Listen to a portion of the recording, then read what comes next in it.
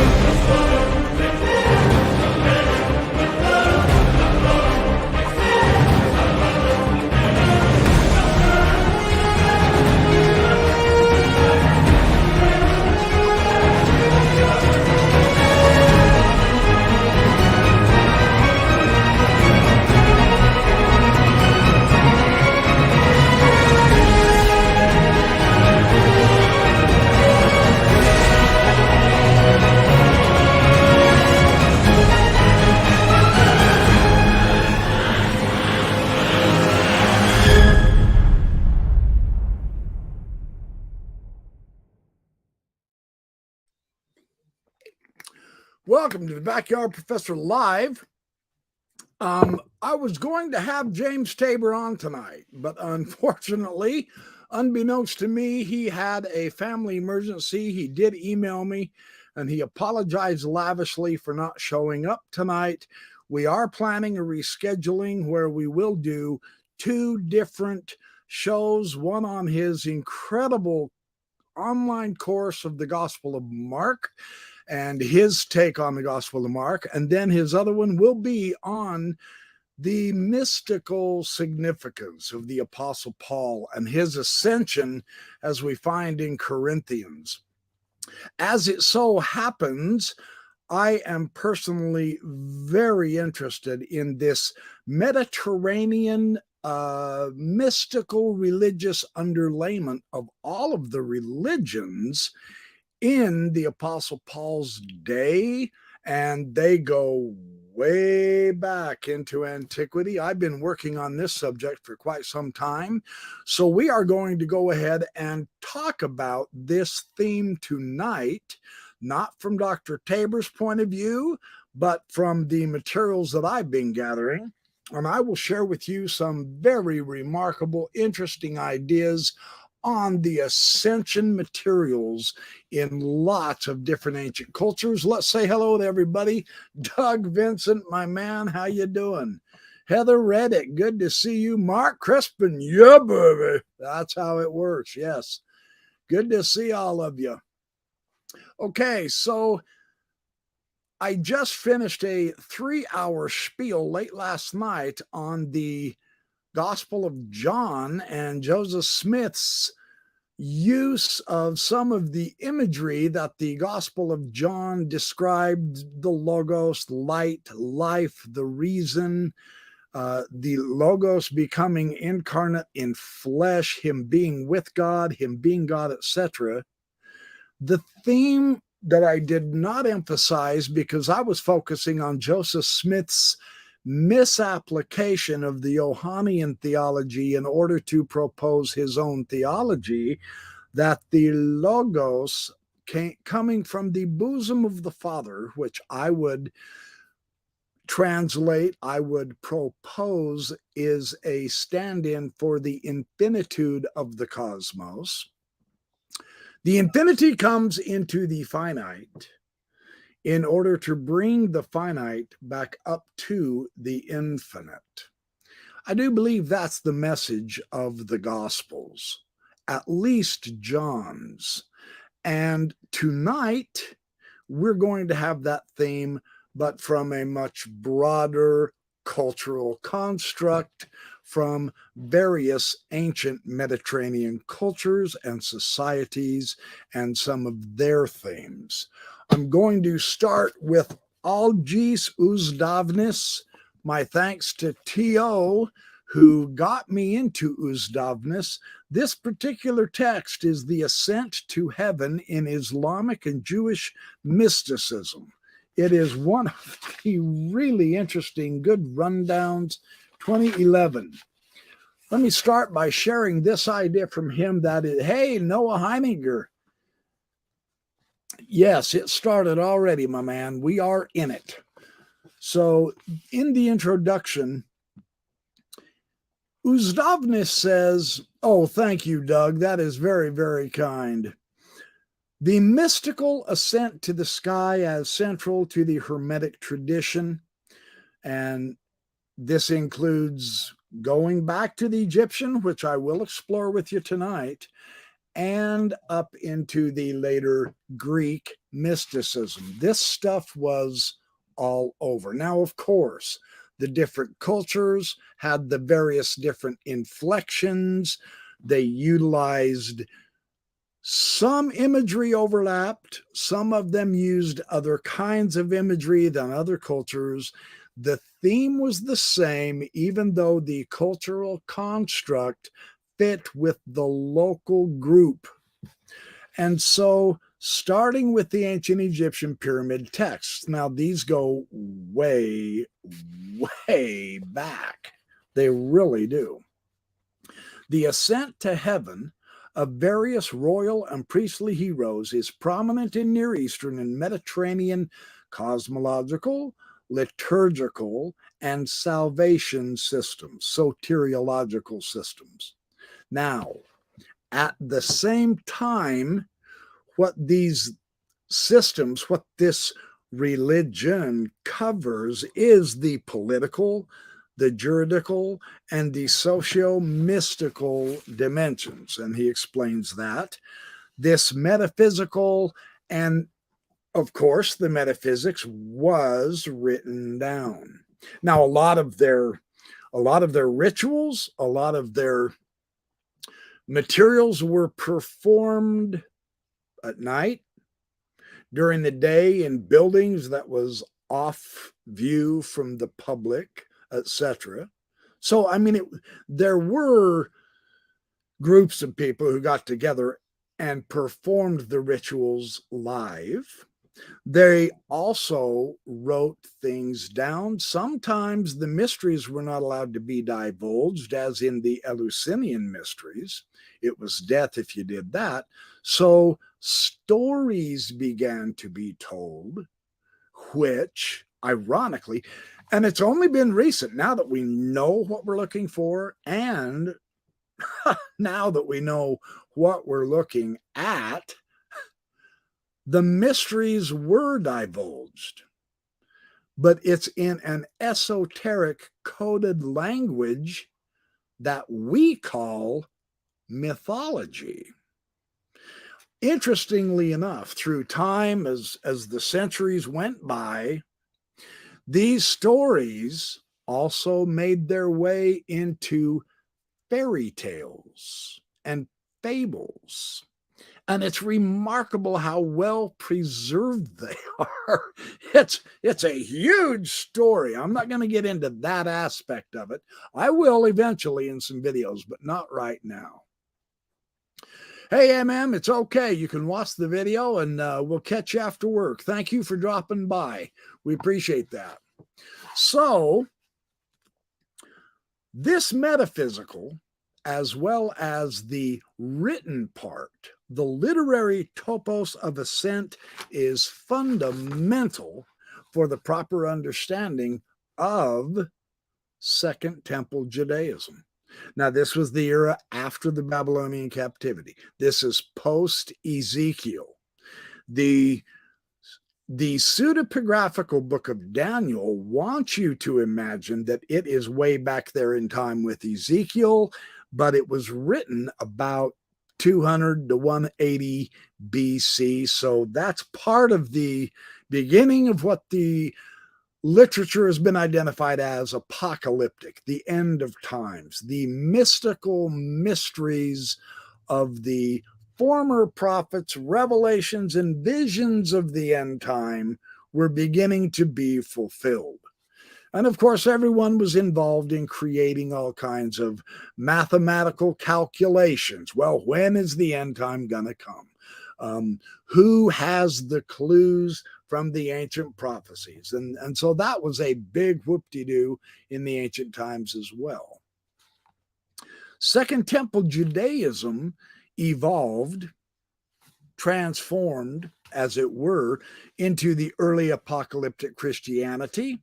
And these mythologems can be traced back ultimately. Now, get this, we have been able to trace these themes back to Mesopotamia. Well, now, and Mesopotamia, the meaning of the word, means the land between the two rivers. Well, that goes way back there in time. So this is an ancient literature. It's not a new kid on the block. It has had a chance for development through the centuries to gain an accretion of all kinds of motifs. And as the cultures traded back and forth, as they interacted with one another, as conquerors came, kicked butt, changed the culture, and then the new cultures interacted with the conquered cultures, etc. Yes, I'm thinking of Alexander the Great for one. Cyrus the king, he's the guy that he is the only man in the Jewish Old Testament who was called the Messiah. Were you aware of that? That's kind of fascinating. So through the concourse of time, all of these various leaders, through the exchange of cultural materials, began to acquire a seriously strong desire for a figure to show up we call the Messiah. And in the process, there was all kinds of imagery associated with this Messiah. In the process of being conquered and vanquished peoples, the soul desires to be free. And so it's actually one of the ancient contextualizations and concepts of the cosmological freedom that these people were hoping to acquire. Of course, the Ascension literatures grew up in lots of the different disparate cultures. And of course, they used their environmental understandings to elaborate on the true freedom of the ascent to heaven. This was a theme that is found in a lot of cultures, and I'm going to show this to you tonight. I'm just trying to lay down the context. Hey, Peter Higgs, welcome, my friend. Good to see you. Without this, the late Old Testament materials won't be understood.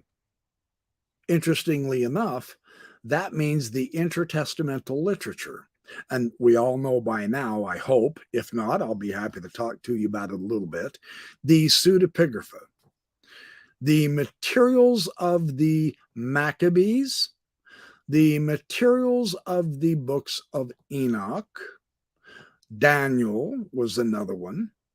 All of these materials began to arise. We have discovered the Dead Sea Scrolls, and they were a group who was completely dissatisfied with those city dwellers in Jerusalem. Perhaps they felt the city life made them too evil and worldly minded, and so they separated themselves and jumped off into the desert to live the law in its purity. And they followed their own special leader, the Moreh Hasidic, the teacher of righteousness. So we have all kinds of different groups. We have all kinds of different literatures, but every one of them had the same hope. The big nations kept coming in and suppressing and enslaving the little guys. So this theme of ascension began to arise in all of these various types of literatures from all over the world. The Greeks, the Mesopotamians, the Sumerians, the Babylonians, the Jews, the Hellenists, all of them began writing this type of material, looking for a way to get out of this nasty world. They wanted freedom. That's the essential point they were looking for. So, how this came about Now, the theurgist's goal, the person who worked the rituals, I'll put it that way, seeking to connect to the heavens. That's an easy way to understand this. Instead of using the language of the academy, I'm going to try to break this down so that we all get the gist of this. The goal here was very similar to Plotinus in the Neo-Pythagorean and the Neoplatonic schools, and Philo of Alexandria, who remarkably enough was a contemporary philosopher of Jesus. The Jewish hermeneusis was as follows. What they were seeking to experience, and see, this is where we get into the rituals, and a lot of this stuff, which is so unfortunate, was forbidden to be written down. What they were acquiring was the anagoge. The anagoge is to cause his soul to ascend out of this material world and to get into what they called the noetic realm, the spiritual realm. It was material, but the higher they went, the theme was the lighter it got, lighter as in less weight. Not so heavy, dross, dirt, rock, wood kind of existence, but this noetic realm where he could enjoy what they call the word henosis and the nous patrikos. This is the transcendent supreme God. So God's up there, he's out there, we're way down here.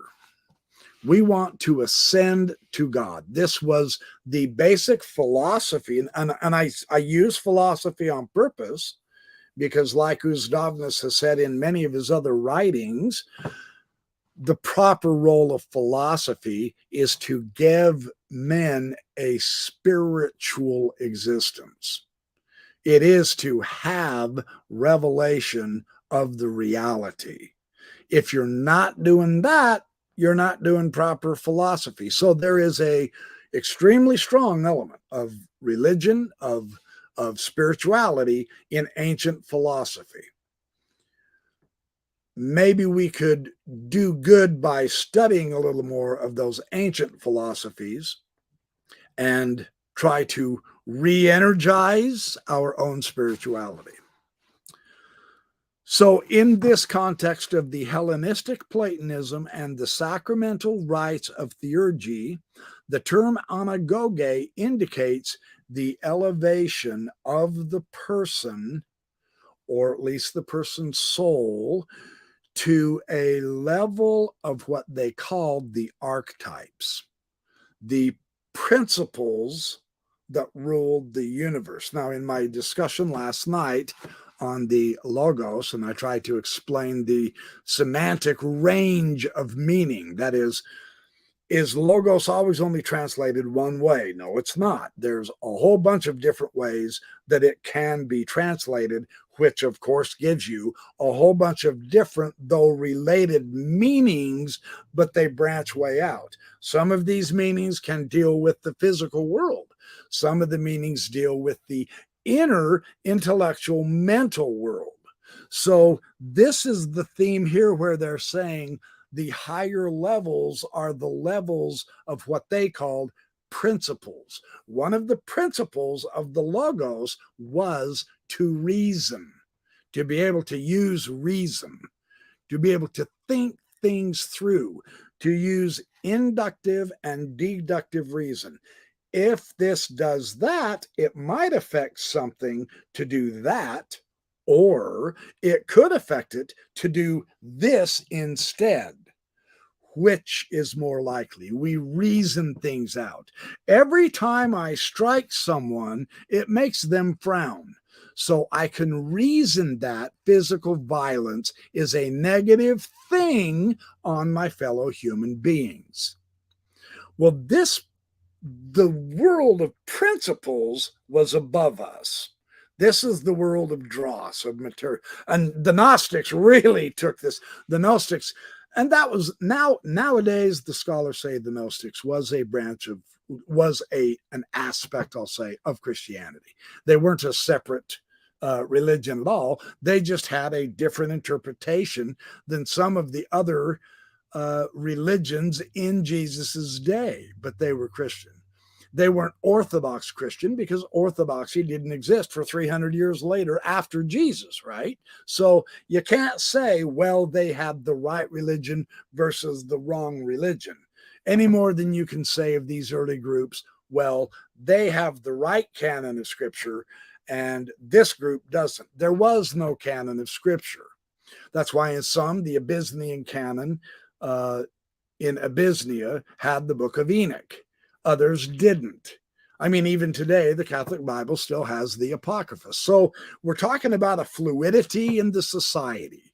Nothing is firm. Nothing is pat, logical, 1, 2, 3. That's not how the ancient world worked in Jesus's day. So in going upward in an ascent to the world of principles and archetypes, this is an ascent in the sense of an inner journey within your own soul back to the paternal harbor. And that's what they called the goal, the end goal, what you're trying to reach. It's like a ship on a journey, and your destination is, of course, to get safely to the harbor. And so this is how they did it. Henosis is the word that they acquired and utilized to describe the effect of this ascent. And henosis means a unification. It's a union. For instance, 1 + 2 is 3. 3 is the henosis of 1 and 2. It's the union of them. It's the unification of them. Okay. That's a very corny mathematical analogy, but it does make the point, right? So, and of course, this is the famous Unio Mystica. It's what all the medieval mystics just strived like crazy to acquire after the Dark Ages. And so this is the sense of the nous patrikos. They termed it like a paternal intellect. They had this ideology of parents, helpers, a more mature people that will help us along the way. So this image of parents began showing up in these kind of ascensions. And this luminous epiphany that you acquired once you got into the harbor is tantamount to what they call the irradiation, the alampsis. So there's something to irradiation. What do you think when you hear that? Irradiation. You want to ascend and then glow. That's kind of the image here. So, and what this does is it involves, since the lower, let's say the heavier earth element, us, our souls are quite heavy because they have been dropped from the heavens here to earth. Several of the ascension texts talk about when the soul goes on their ascension journey at various different stages, you have to strip off part of your soul. So in a way, you're becoming lesser and lesser and lesser than on your way up. Well, the opposite direction then, of course, as you come down into this sphere of element, you are added to, you get heavier and heavier and heavier until when you're here on earth, you're too heavy to get to heaven. Something along those lines. This is the psychosomatic cosmos. In other words, this earth is not the only thing. This is not just it. The earth, the sun, and the moon. Oh, I left my heater on. Hold on. I'll turn it off real quick. Man, I do that all the time. Sorry. It'll shut off just briefly. I don't need it to be making noise. I'm the one making noise. So there you have it. I'll drink to that. So this principle is a very important one in the mystical literatures, in the Ascension literatures. So there is a path of descent and there is a path of ascent. And it is in the late Neoplatonic thought that both of these processes, down and up, descent and ascension, the procession and reversion is how they put it. These are required before actual, and they called this energeia, the energy. This both down and up had to occur and be achieved because this put us into what they understood as a cyclical process. The cosmos was not just static and dead while there was just life here on the earth. The entire thing was a cycle. And of course, you can guess where they got that from, right? I mean, the 4 seasons. They cycle every year on every part of the world. So something cyclical is going on. You see the sun cycling around the earth all the time. You see the different phases of the moon occur over the period of a 28-day period.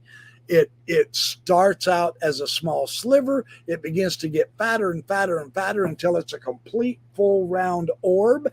And then it begins to shed itself and going back to a further and further, smaller and smaller sliver. And then it disappears again. And then in 3 more days, bam, there it is again. Except it began again as a small sliver, and then it grew, and then it shrank and disappeared. So this cycling, this repeating theme and idea was really important in the ancient religious cosmology. They did not see themselves as other. They didn't have this philosophy of, well, we are separate from the world. We're not separate from the cosmos. We are actually a part of that cosmos. So that is what they... Yes, James Tabor is supposed to be here. Unfortunately, he had a family emergency, so we are going to reschedule. So I'm still talking about this idea of the ascension. So thank you for asking. That's a great question, Noah. I appreciate it. So yeah, we're talking about the ancient Mediterranean principles and philosophy of ascension of the soul, which essentially this kind of background that I'm going to give us tonight is really going to help us appreciate when Dr. Tabor talks about Paul's ascension, because I'm not going to call it new. New's the wrong image. But the more recent, within the last 20 years or so, I'll say, the more recent scholarship on Pauline Christianity, on early Christianity, and remember, Paul's writings is the earlier, then the Gospels. The Gospels came later. Even though they're first in chronology in physical Bibles, they were not first in time. This idea of the ascension to the heavens, and all the heavens were layered, and M. David Litwa, another excellent Mediterranean scholar and religion studier, he has shown that sometimes the heavens were 3, sometimes they were 4, sometimes they were 7, sometimes they were 10. The big one was the heavens that had 365 levels. And you can see where they were to get that kind of a symbolism, can't you? 365 days to a year. So there's a heaven, there's a layer, a level of heaven for every day of the year. You know, they were trying to be consistent with their own life and experiences, with the cosmological rhythms and the repeated cycles.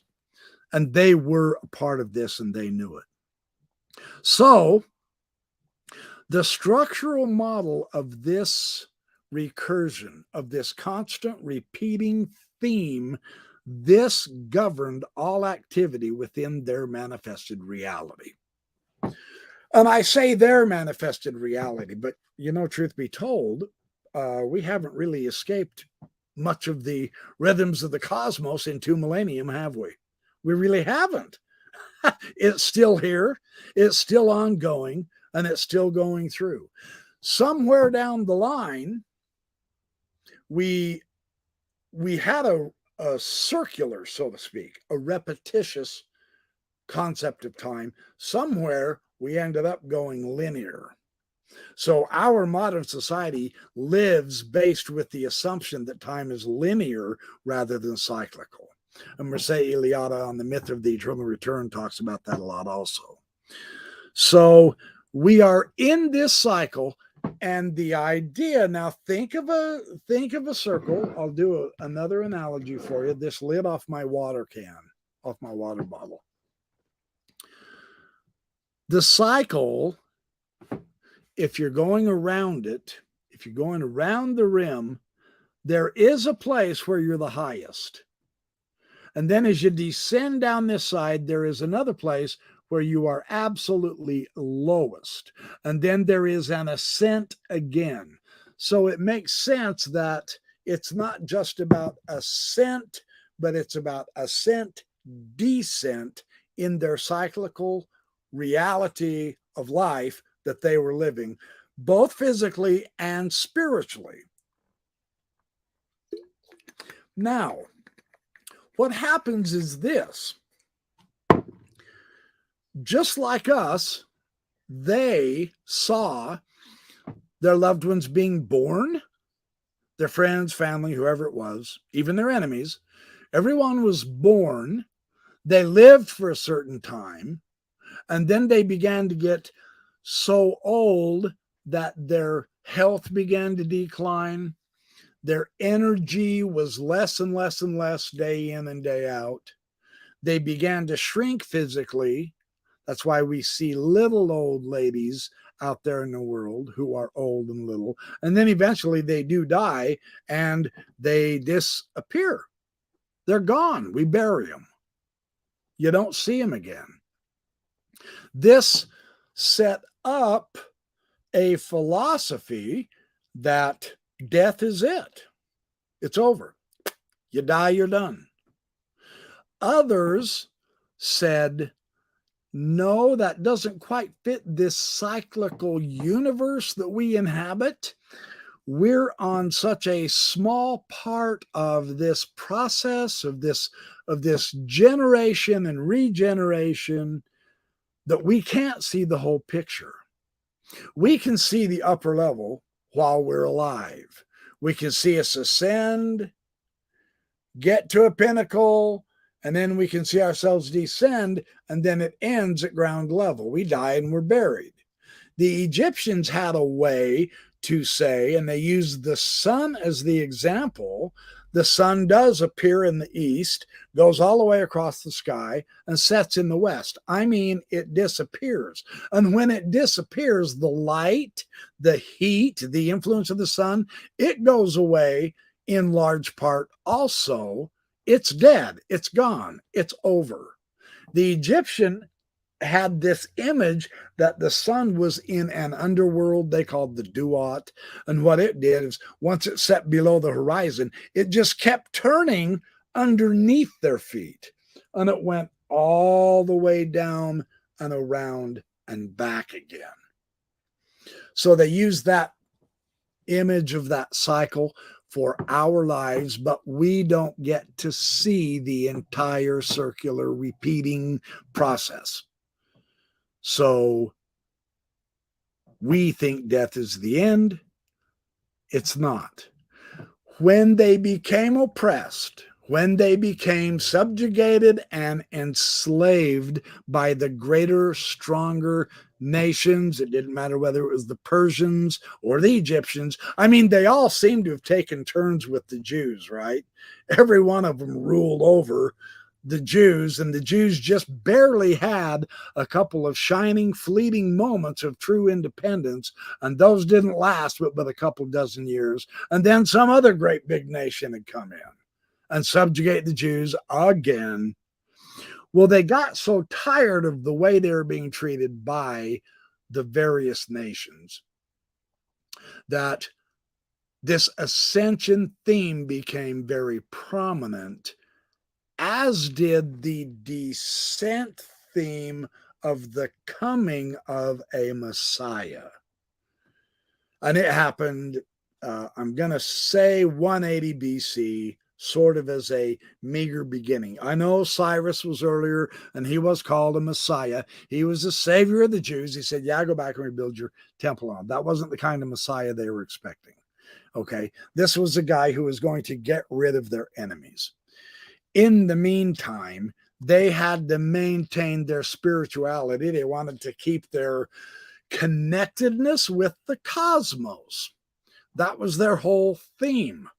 The way you do that is you tap into its cycle. Now, why are you going to do that? Why would you tap into the cycle of the cosmos? Because that's the eternal cycle. And they could see that. From our limited perspective, the sun has always gone around the earth. From seeing from this viewpoint, the sun rises in the east. That has never stopped. It's never changed directions. It's never gone erratic on us, and so on and so forth. So from our point of view, that's a pretty long-lasting, they call it the aeon, or the pleroma, which was a fullness. That's a little bit different shade of meaning, not the pleroma, but the aeon, the eternity. Well, if you want to live forever like the sun keeps doing, because it never really permanently dies. Well, if we're in that cycle, then we've seen our loved ones die. We've seen our friends killed in war, etc., is how they were thinking back then. And they said, gosh, if we can tap into that immortal cycle, we could be that immortal cycle. We would live forever. We would never have to say goodbye to anyone we love. Right. So this was the impetus. This was the whole philosophical basis and background to their grasping the significance of the ascension. And so they did make a big whoop-de-doo about this. They really magnified this theme of the ascension. And we've got a little bit of their literature that really makes it interesting on how they were thinking about these things. Because the cycle of the cosmos, and when I say cosmos here, cosmos is the world of the ancients, but I will include the sky in my comment, because when this cycle, it was recognized all the way back, of course, duh. I mean, it's been going on for millions of years, so far as our scientific calculations go, right? And it's going to go on for 5 more billion before the sun expands and blows up and all. So as far as we're concerned, it's eternal. It's the same thing. That's why we find a lot of the same imagery in these ascension ideas in cultures that in no way were related to us at all. And they couldn't have been. I mean, they go back to 4,000 or 5,000 BC. And and it's in all parts of the world. Now, we know this, but back then, they didn't. But Egypt had it in the pyramid texts and all of the other cultures. So this is about the descent and ascent, about the manifestation and the reintegration of ourselves into that eternal cycle, because it dawned on them, their philosophical way of imagining all of this was this. Well, if we can get into that cycle, we probably came from it. So that kind of helped broaden them, right? So here's how they talked about, and Yeah, the ascent, the Jewish, this is in Uzdovna still, the ascent to heaven, page 52. Both of the descent and the ascent are the prelude to a vision. Now, this vision, of course, is an esoteric character. It's a personal vision. It's based on each individual, right? So, and it can be a vision of these 7 celestial palaces of Jewish mythology, or it can be the inward chambers of the heart that belong to the Olam HaShekel of the world of Nous, or those Jewish exegetes who were reluctant to accept the literal interpretation of the ascent as a speedy physical trip to heaven in one's body. And they believed that they moved like a rocket. Well, the literalists say, no, that ain't it. That's not it. Some claimed it was. That's what they identified as an ascension. So they said, no, they insisted that the ascension was regarded like entering into the Merkava, or as the prophet's mirage. Imitated by the Sufis, it is in a spiritual nature. It's not us going out into that cosmic cycle physically, literally, bodily. It's more of an inward contemplation. And now, if you're like me, goodness, I hope you're not. But my first impression when I first read that, of course, was, well, the Indian chakra system, their ancient religious system of the 7 chakras in the body, and you elevate that kundalini snake energy all the way up into your head, and you open your third eye and the spirit flows out. So that is an inward working of a spiritual ascent within you. Something like that, right? There's all types, like I was saying. So the notion that a human being can approach God, becoming comparable to God in actual appearance and in essence, and this is why, when the religions, they're in existence for a while, they become the rulers of the doctrine. So there's an orthodoxy that eventually occurs over most different religious denominations. And you're either going to live that orthodoxy or you're out on your ear, you bloody heretic, right? And so the ascensions were not always popular. The orthodoxy did not like the idea. And the reason why makes perfect sense.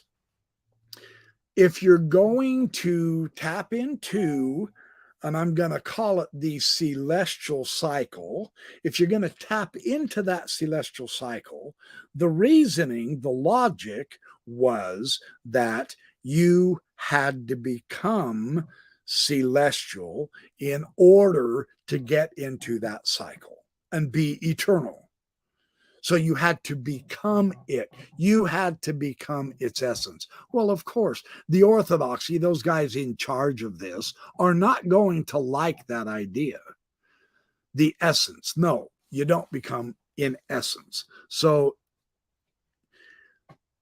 because what this did is it transcends your human nature. Okay? This is the idea. And if you're going to transcend your human nature in getting into that eternal cosmological cycle, well, then what kind of a nature do you become? That's the issue. That's the question. Well, you start talking about angelic natures now, or even divine natures. Now, there's groups who really like that idea.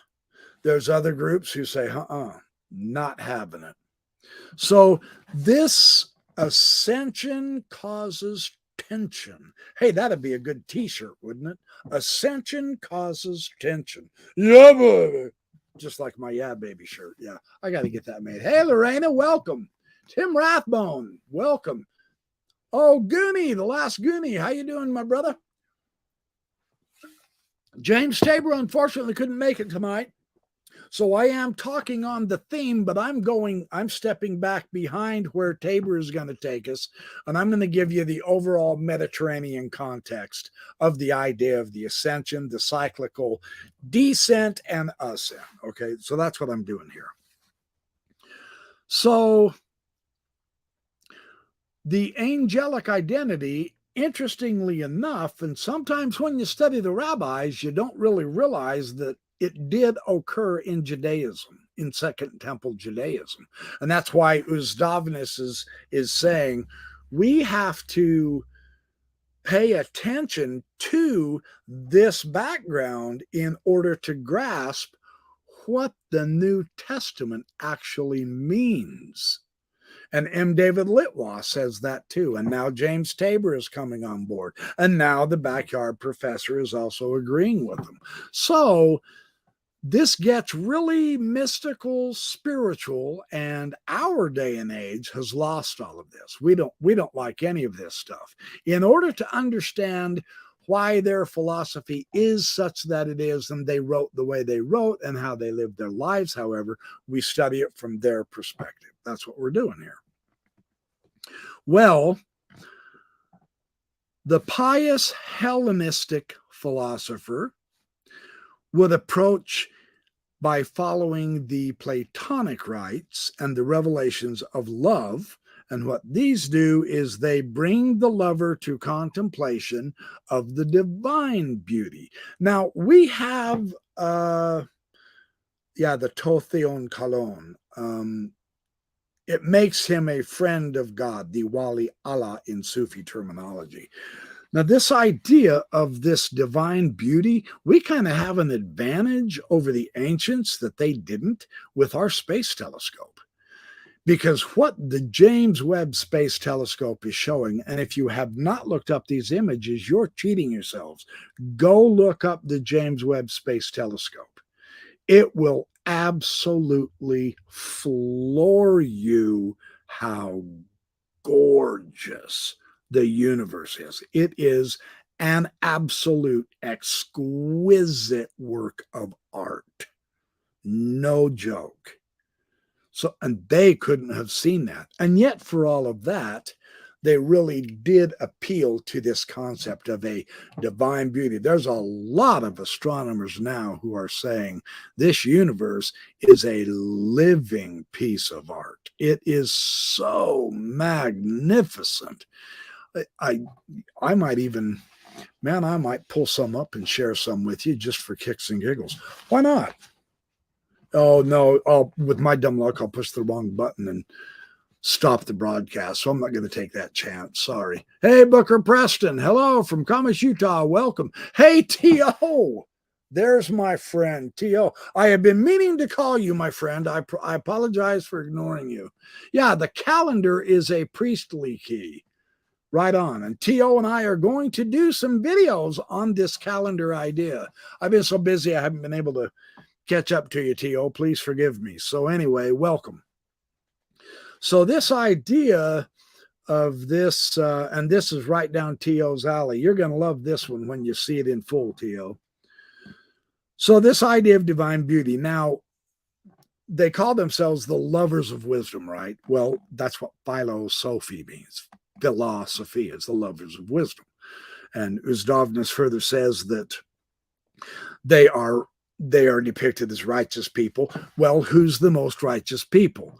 Divine beings, right? Okay, so you got the divine beings. So the theme that is in this pseudepigraphic literature that helped these cultures begin to acquire the belief, the need, the desire to tap into this heavenly celestial circuit, this cycle, so that they could become eternal as well, is the ancient figure of Enoch.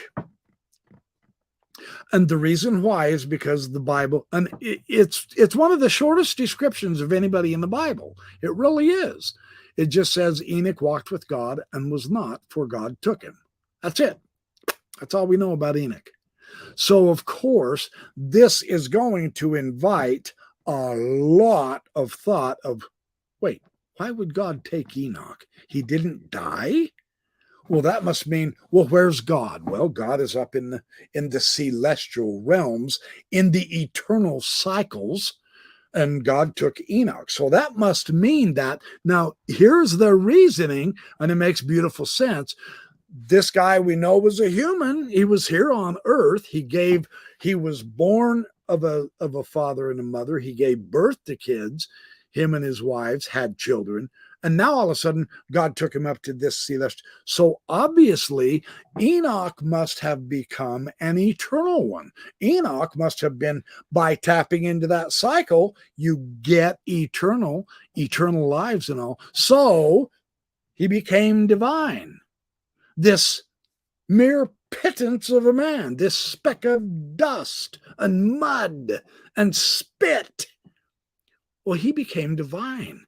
So, of course, Enoch is going to be a big subject for those who are oppressed by these gigantic bullying nations who tax them to death, who beat them anytime they want to, who enslave them and force them to do the stone cutting and the woodworking to build their buildings, not for the people, but for the rulers. The people have to go out there and live in shanty shacks.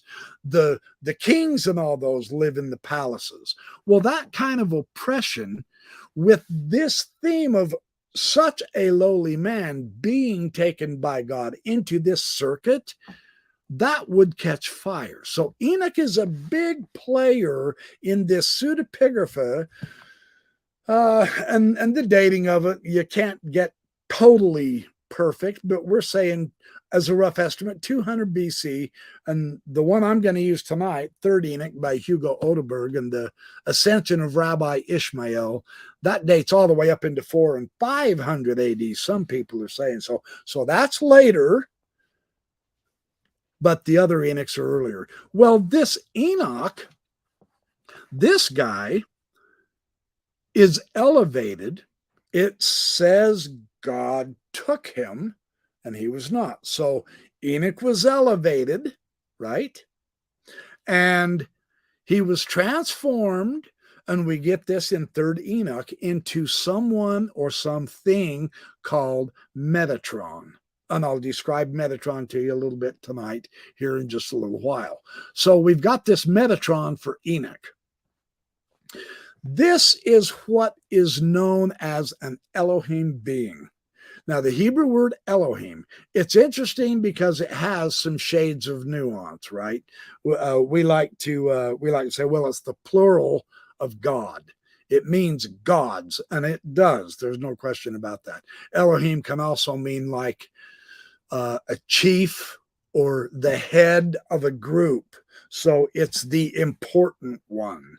And this, of course, comes from the Canaanite god El, in the ancient Council of the Gods, of the Hebrew Council of the Gods.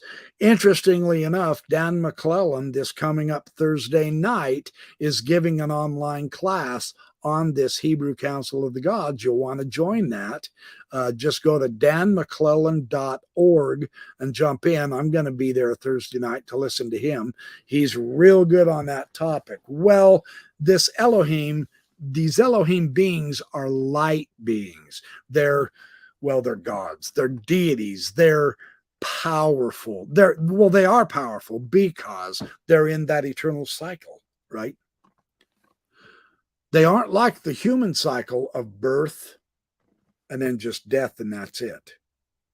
At least that's what it looks like to us from our point of view. So the heavenly high priest is what he's, and why is he called the heavenly high priest?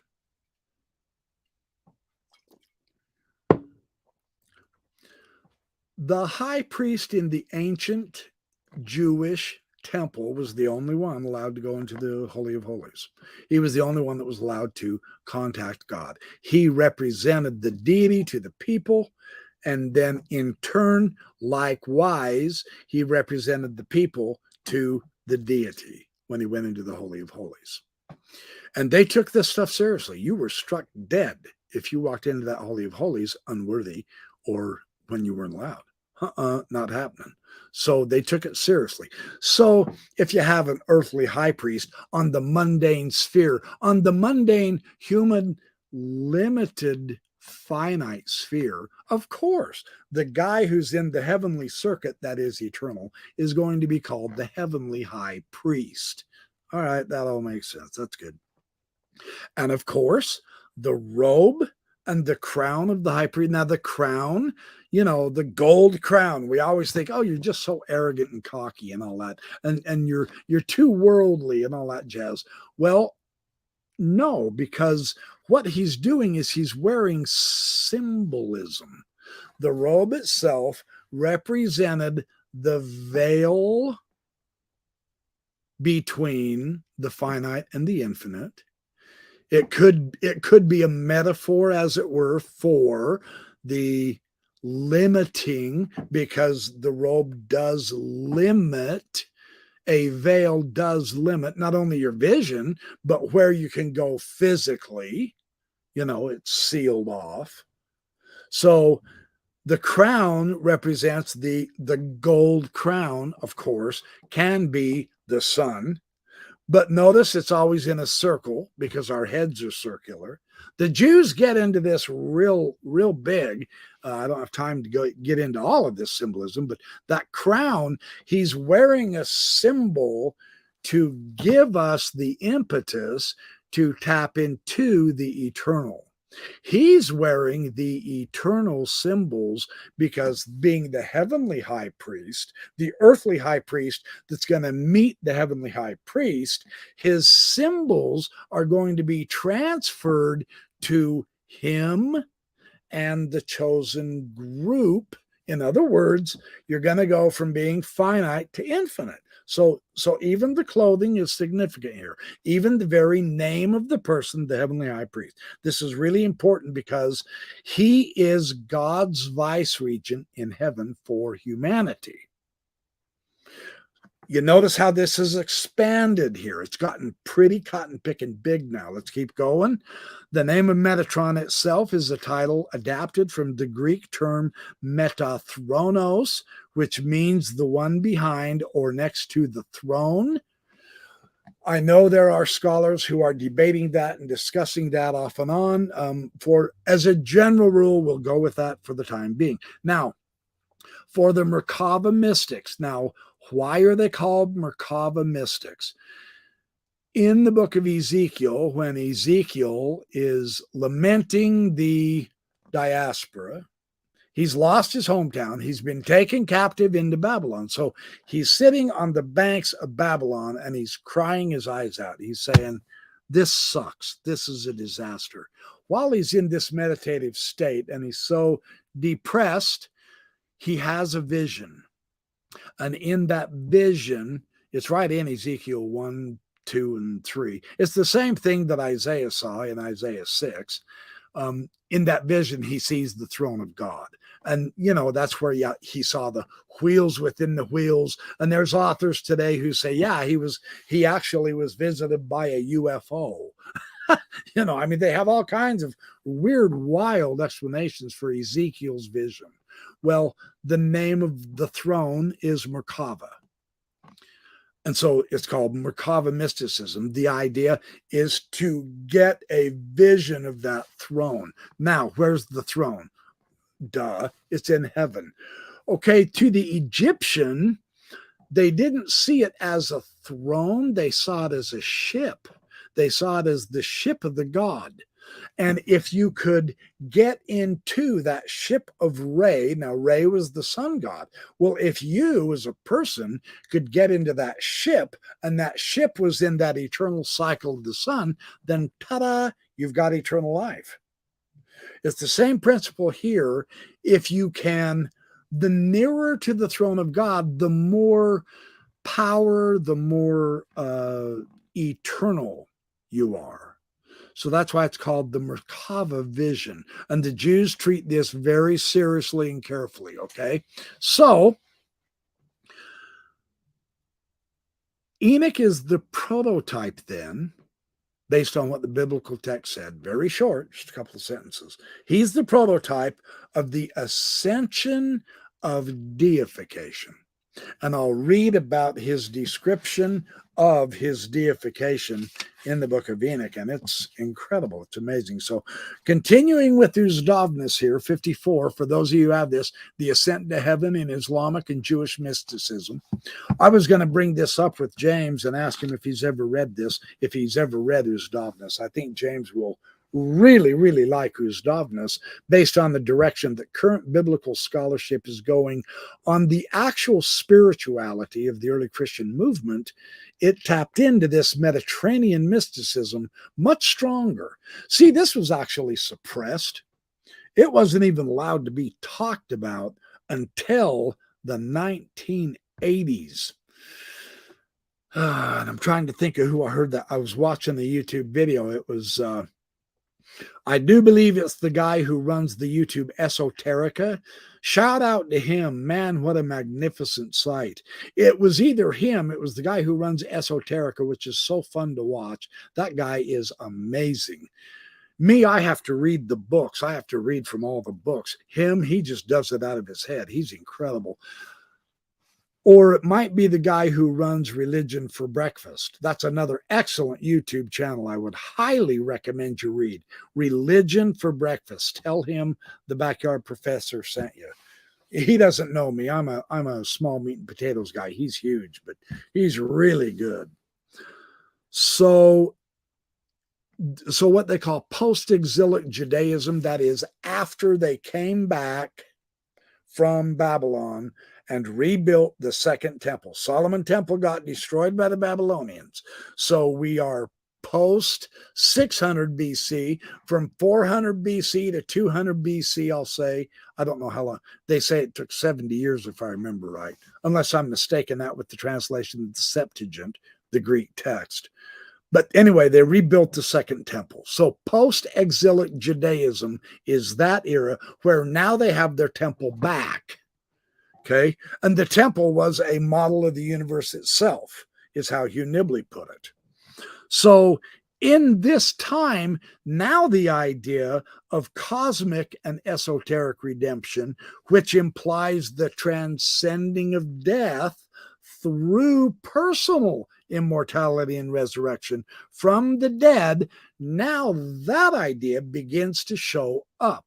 The Jews were destroyed by Nebuchadnezzar of Babylon, 600 BC.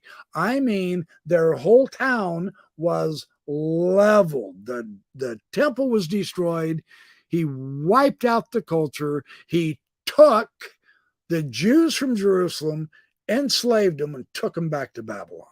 Now, of course, Jews scattered around in the countryside, that's the diaspora. That's presumably where the Samaritans in the New Testament came from. That's why there was so much heat and anger between the two groups, the Samaritans and the Jews.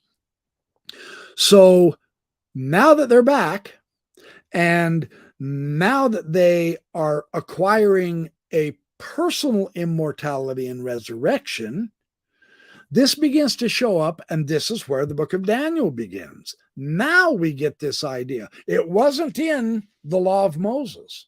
It wasn't in earlier Judaism, right? But now it begins to show up. Daniel, the Enoch apocalypses, and so this notion of redemption is built up. It's introduced and begins to get explained as the central message of apocalyptic eschatology. Now, what does that mean? Apocalyptic is the end times, just as the eschatos. The eschatology is what's at the end. And now that nations keep trading each other for ruling over the Jews, in the post-exilic period, they had one brief time where they were completely independent, but the Persians and then the Greeks and then the Romans, those poor Jews never got free. And the reason why is their geography. Israel is just right there at the middle, at the heart of the trading routes from the Far East, China and all that, from the north, way up there in Bozekoi, Turkey, way up there by Tyre and Sidon, even further north than them, and then of course south from Egypt. The meeting point is Israel. So of course, if you're a commander of a very large country, you will control that area because you've got access to the Mediterranean and you've got access to the land goods from all over the world right there in Israel. So it was tough for them to ever be free. This notion of redemption was brought forward from the Assyrian and the Babylonian sources, whose Dovness says, and it was a product of vertical inspiration. People began to realize that I don't have to wait upon someone else for my own spirituality. I just don't. I can do this. Remember, they're in the trading routes. And the Far East, the Indians, the Chinese, and all those people, well, they traded more than just jars of oil and pottery and textiles and meats and fruits and all. They traded ideas. So this theme of the inward ascent in the soul probably began to take hold now because the Jews began to become more Hellenized, less tribal, standoffish, alone. They had to broaden out after Alexander the Great conquered the known world. Then he died and his world was split into 3 units. They had no choice. So the rise of the ascent begins. And this is so fascinating. Hey, Dan Vogel, good to see you. Ford and Gamsey, welcome. Hey, Gail Capson, good to see you too. Radio Free Mormon. Yeah, the nutcracker position. Welcome all you guys. So again, this ascent theme can either be bodily or it can be in a mythological fashion, the enthroned universal sovereign. There's another way they can look at this also. It can be an ecstatic mystical experience of attaining nearness to God and anticipating the soul's heavenly journey after death. See, you see how they're beginning to think past death, because that's all they've had. And life sucks for them because they're always the little guy, the picked on guy, and the slave. So they're trying, they do not like their situation. So this idea of personal immortality would be a good thing. Think the logic through from their position. If I could ascend and get above this world where death and pain and hate live, and if I could tap into that celestial eternal cycle, man, to me, that sounds like paradise. There you go. It begins to develop. And yes, I know the influence of Zoroastrianism is big, and that started way back 600 BC. Yeah, I know there's all kinds of cultural influx into this stuff, right? So this and if not personal immortality, they at least had to have a spiritual transformation because life was too depressing. Oh, thank you, Vega Dog. Thank you for the super sticker. You're a good guy. I'm not kidding. So this transformation, the problem with this is it's so radical. And you ask, well, what do you mean by radical? Well, it's not something they've taught for centuries before. Their world changed. Their world became topsy-turvy. Not only economically and physically was everything radical, because when they did come back in the post-exilic period and rebuilt their second temple, it wasn't just total acceptance. There were a lot of people, including the Dead Sea Scrolls Qumran community, there were a lot of groups who were against that temple. The book of Enoch, as Margaret Barker has showed, describes that generation of Jews that actually built the second temple under Ezra. The book of Enoch is describing them as the apostates. They're the bad guys, but they got to build the temple. So, I mean, there's still a boatload of tension. And of course, when they rebuilt the temple, they're as bad as the Mormons. They carefully selected who they would allow in and who they wouldn't. Right? So that caused even more angst, at least spiritually, for all kinds of groups of peoples then. So if we can't get a spiritual transformation in the temple, which is only the scale model of the universe, why let that stop us when we think we can have a cosmic connection and we can have a transformation with the actual cosmos itself? This was some of the ideas that they were getting from the Far East during all the trading back and forth. And so this began to grow. Well, yes, and the temple, the temple controlled the economy, it controlled the spirituality, it controlled the politics. So, I mean, if you weren't allowed in the temple, that's bad. That's a big deal, right? But in the process, I don't need the temple for my own spiritual peace and achievement when I can do it in the actual cosmos, not just a model built by men, but how about if I tap into the actual cosmos? This idea began to grow, right? And so this theme here,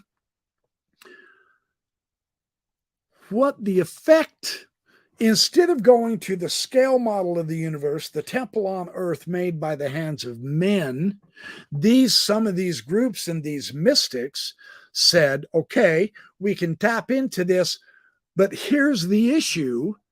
It's going to change us into a divine being. And why does that logic hold? From their perspective, now understand, it's still our perspective too, right? More or less, from their perspective, that was the divine realm. Well, if you're going to become part of that divine realm, then wouldn't it follow that you have to be divine to do that? And I'll read to you in Enoch, if I shut up with this and ever get to it. The angels actually argued with God when Enoch was brought into the throne room. They protested. They said, no way. A mere human, a mortal? No way, man. It's not happening. And they had a big argy-bargy. They had a great big discussion on that. So, yeah, and I'll get to that. So this was kind of a big advancement of their theology. However, other cultures, such as the soul of God idea in the Hermetic materials and in the Egyptian Hermetic doctrines in the same Hellenistic period. So in the South, in Egypt, they also had this doctrine. So my supposition is, of course, the Jews are going to have intercourse with the Egyptians. They're going to have trade and contact and context with all kinds of groups from the north, from the south, from the east, from the Mediterranean, from the Aegean seas and all that jazz coming through the Mediterranean. I mean, it's all over, all the way from North Africa over. So this idea makes sense that they are now saying that you have to know yourself. And the theme, the extension from turning inward first to know yourself is that the innermost noetic spark of the eternal light is what is one's immortal self. Now, they had to take this view because the earth is finite And it really never does keep you alive for very long.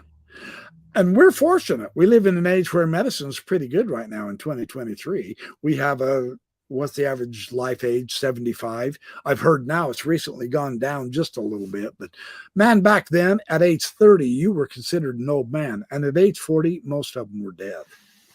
Yeah, so this is interesting how this builds up, and it's actually logical based on what they understood about their environment, both the local earth environment and the extended heavenly divine realm, and what they were seeing. They saw the same stars rotating through the sky. They saw some stars rise and fall at certain times of the year. Even the stars had that cycle. The crystalline spheres, the 7 spheres. So what happens is this becomes salvation through gnosis. What happens is this is the Sufi Ma'rifah, or the ilm. You know yourself, and what that means now is when you get into the cosmic cycle, then that is to know God. And the Mithras liturgy is huge on this ascension literature, where they ascend to the sun. Because that, of course, was the only deity that gave life. And they had a point, because that actually is what gives life right now here on earth, is the sun. So it's actually sensible what they're thinking, right? And as far as we're concerned, it's eternal.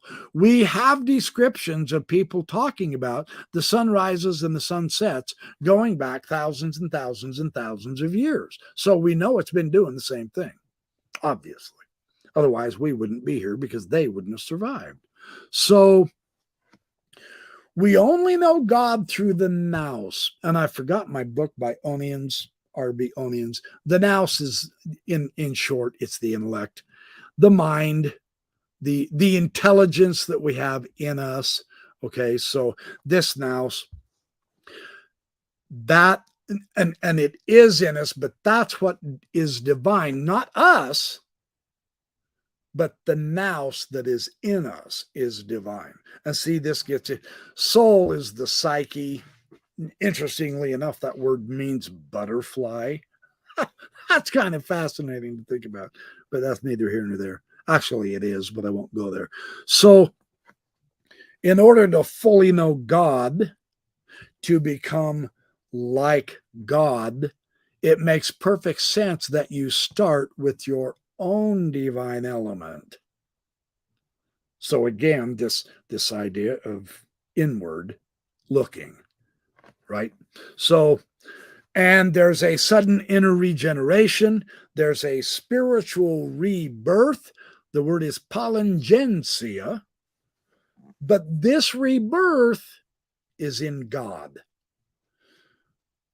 But you're knowing yourself to get the rebirth in God, into the eternal cycle. Right? Okay, so yeah, that's enough of that. Criminy. So Ibn Arabi sometimes goes so far as to claim that almost any minor philosophical conclusion he makes is a result of a certain divine revelation. I mean, he sounds a lot like Joseph Smith in this way, right? Joseph Smith thought, every time I get a thought, my gosh, that's God talking to me. Ibn Arabi was kind of the same way in some respects. So, and of course, this has descended from God to him, right, upon his heart, because he is contemplating everything with the eyes of the Lord. Now, again, that sounds like Joseph Smith a lot to me. So here's what he says. Now, he's had a journey. He's gone on a journey. His description is, during this night journey, I acquired the meanings of all the divine names. And the ancients made a big deal about the divine names, because it was through the name that you acquired the power, right?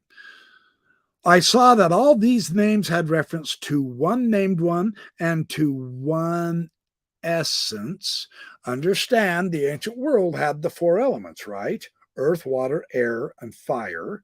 And they all intermingled, and they were all in various different types of relationships, which developed into our different physical substances that we find on the earth. That was the ancient conception. But now they're saying there's one essence. There is just a singular essence, and it's the eternal essence. And so instead of all the different elements fighting each other, commingling and producing different essences, if we can tap into that one essence, then we are one with that essence. And we know that essence is divine because it's in heaven and it's in the eternal cycle. This was their thinking. This is what brought up the ascension motifs in Second Temple Judaism. So he says, all right, this named one was the object of my contemplation, and this essence was my own being. Wow, wait a minute. My journey took place only within me, and I was guided toward myself because I knew that I was a servant in the pure sense and that there was not the least trace in me of sovereignty. So this is a really strong, and Ibn Arabi was a very powerful voice. This journey within me, this idea of toward myself, this is the root of de-creation. Okay, now understand this. This is real interesting how Uzdovnus puts this. This is the de-creation and the deconstruction, representing the Fakir's attempt to reach the state before creation. In order to acquire that state, you can't do it as a creation because creation hasn't happened yet. So you have to learn, you have to know how to deconstruct yourself to get into the divine realm. Really interesting here. So you enter the primordial cloud, the Al-Amma, produced by the breath of the merciful, the Nafash al-Rahman. This breath of the merciful, of course, comes from the divine presence itself. All this resonates clearly with the Neoplatonic epistrophe depicted as an ascension in accordance with the Hermetic and the Plotinian Porphyrian patterns. So they haven't broken out of their culture.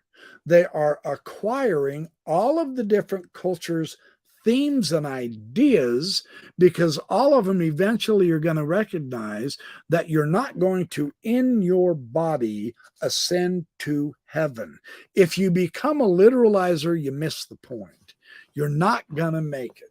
You don't get there from here. Hang on, I've got to grab my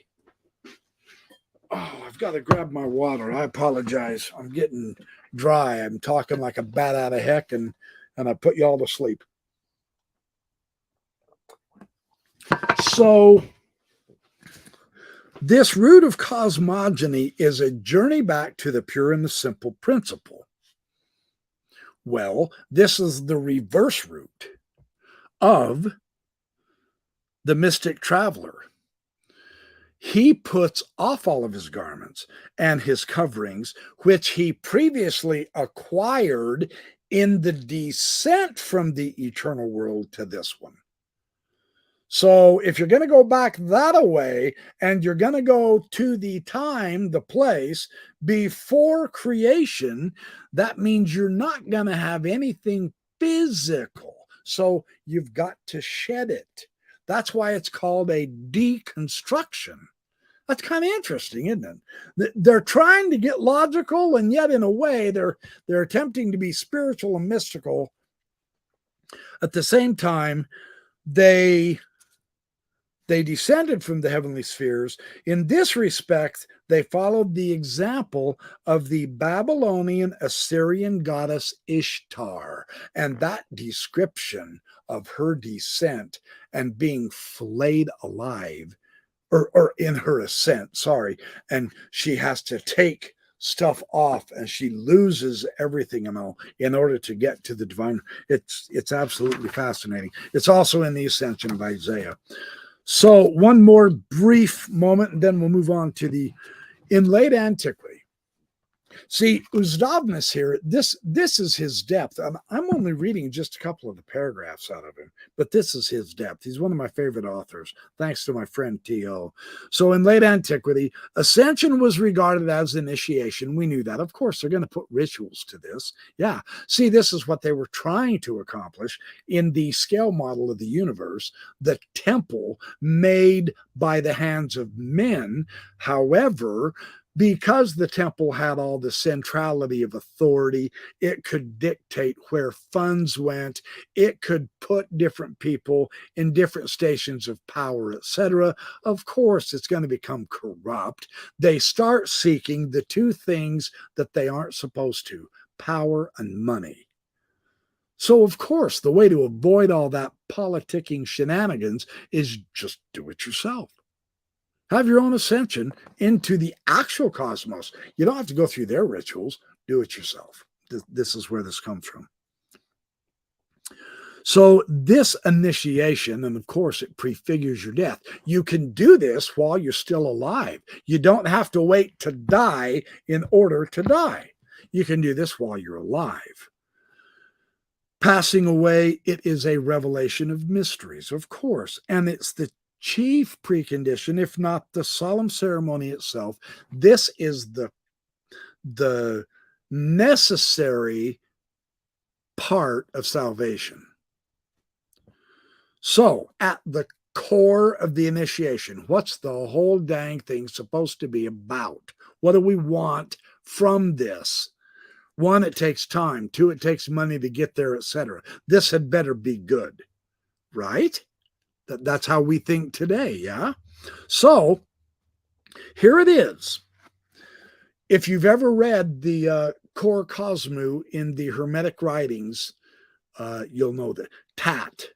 You'll come across this person named Tat. Now, Tat is a disciple of Hermes in the Hermetic writings. And as Muhammad, in a certain sense, he is a disciple of Jibril, and he is able to see the world of divine powers directly. And because he has this insight, this vision of seeing the eternal worlds, of course, he's regenerated. Or another way of looking at this is he's reunited with his own archetype source.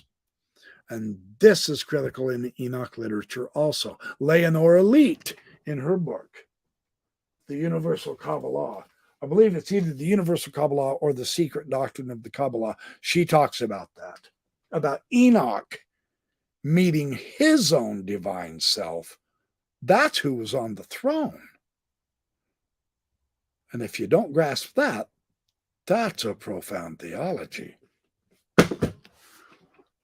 God is you. That's the lesson of the Enoch. I mean, this is big stuff for these kind of people, right?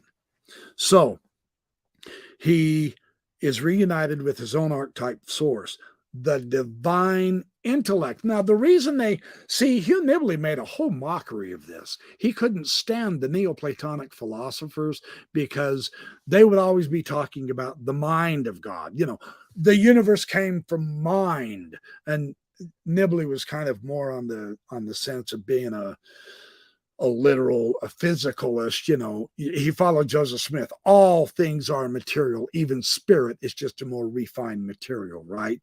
Well, the Neoplatonics, they say no, there was a time before creation, that is, before the assemblage of protons, neutrons, electrons, matter, stuff, junk, crap, all that stuff. There was a time before then. What existed then was intellect, mind. And that is what put everything together into physical form, right? So that's the idea, the divine intellect. So the Hermetic ascent is the mystery of regeneration. And here's what the very good Gnostic scholar Giovanni Filoramo says, using medical terminology. The generation of the new man is presented as a sunarthrosis, a reformation of the divine logos in the interior of the initiate. The acquisition of a body of immortality. So their idea of resurrection wasn't necessarily of the physical body, because that's still stuff. The more eternal is going to be what was eternal before anything came to be. That's what you want to go on forever. When you find out that that principle, they call it the spark, we term it the soul. Okay, they call it the spark. When you get to the point to where you can put that part of you into the eternal cycle, baby, you've got it. This was their view of the resurrection. And I know, yeah, I get it. The New Testament, it comes along. Paul, though, Paul says the physical body, and he says we're going to be given a new body, a spiritual body. So if you're going to read Joseph Smith's theology back onto that, you're going to make it material. And then you say, well, it's in the Gospels. I get that. Yeah, the Gospels are the later literalizers of a historical Jesus. Paul's Jesus, according to some theologians, is more of what they would call, the Gnostics would call, the pneumatic Jesus, the spiritual. The pneuma is spirit, air, breath, that which is not physical. And I also get it. Yes, air is physical and all that. To the ancients, they're trying to give you the metaphor, the difference between the physical and the spiritual, and they aren't the same. Okay, this is the ancient thing. If we want to understand them, we take their view. Okay, so what he says is, this is the acquisition of a body of immortality, but he doesn't mean the physical body. This is invisible to the physical sight. The generation of this body is the result of a twofold movement, and the movement is, guess where? From above and from below. And isn't that what the emerald tablet of Hermes Trismegistus says? As above, so below, and the elements will unite, right? Okay, so we're getting this. A movement from above and from below, and the Hermetic regeneration is the process which coincides with a vision. At the same time you're having this vision, there is what is called an illumination. Now, that doesn't necessarily mean physical light like I've got here. An illumination might be an intertwining of mind with mind, something to that effect. That's how these guys would read this. So the object of this vision, and at the same time, the agent of this illumination, is the revealer, which is the divine mind. Now, of course, being the divine mind that has all intelligence and knowledge and capability intellectually, of course, it can create a body that it can then go dwell in. God can have a body. In fact, Stavrokopoulou talks about that. Dan McClellan's PhD thesis advisor Derek Lambert on Myth Vision has had her on several times.